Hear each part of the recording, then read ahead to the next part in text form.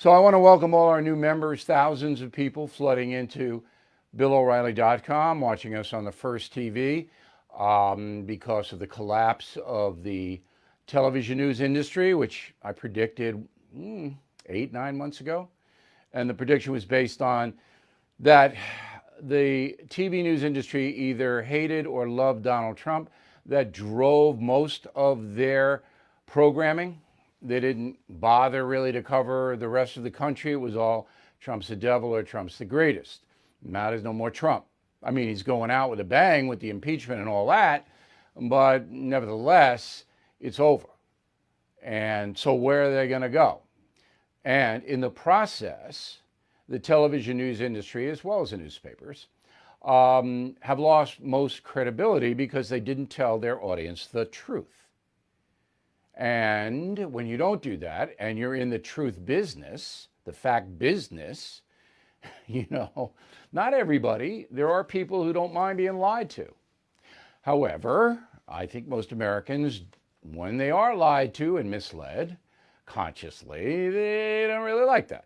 And they're looking around for another alternative. And here we are. Hi, here we are. So, we say this a number of times, but the new viewers may not have heard it.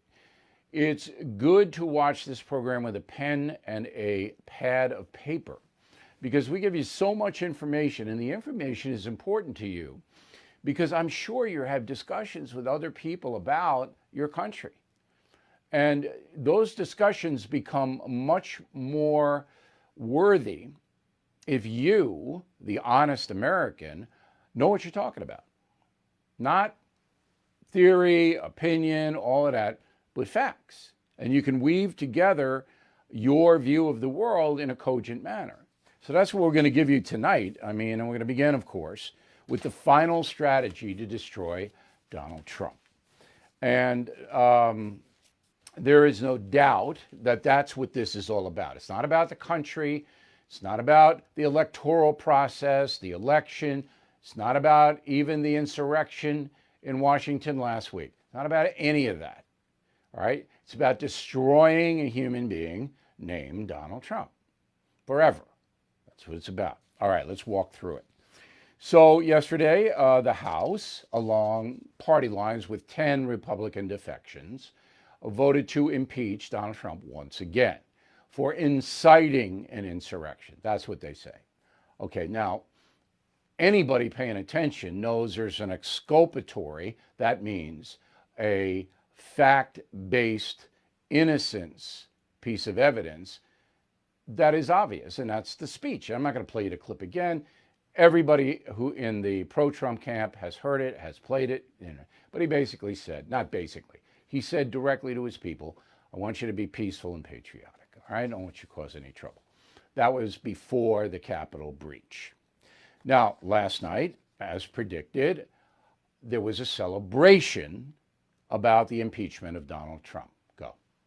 And it is worth remembering at this moment that had the Republican Senate voted to convict him after he was impeached the first time around, he never would have had the chance to commit more high crimes and misdemeanors in office. The purpose of terrorism is to terrorize. Donald Trump is the leader of a terrorist faction, of a terrorist group that terrorized the Congress. They accomplished their mission. We've all been covering Donald Trump inciting violence since he ran for president. One of the questions I asked him at the debate in Miami in 2016 was whether he would agree to lower the temperature. Remarkably, despite having to run from a mob of people who wanted to kill their colleagues, hang the vice president, a mob which killed a Capitol police officer and attacked and injured scores of others, 197 men and women chose not to hold the president accountable today. That's because they are not a Trump-hating faction, Mr. Cooper. You hate the man, all right? You don't covering him fairly. You're not covering what he actually said. You despise him. Your bosses tell you, if you want a primetime program, Anderson, you do this, and you do it. And you've always done it. Your ratings before Donald Trump were some of the worst I've ever seen. All right? You were on opposite me. I beat you 5-6 to 1 every night. Because everybody knew you weren't reporting or analyzing the news in an honest way. You were doing what you were told to do.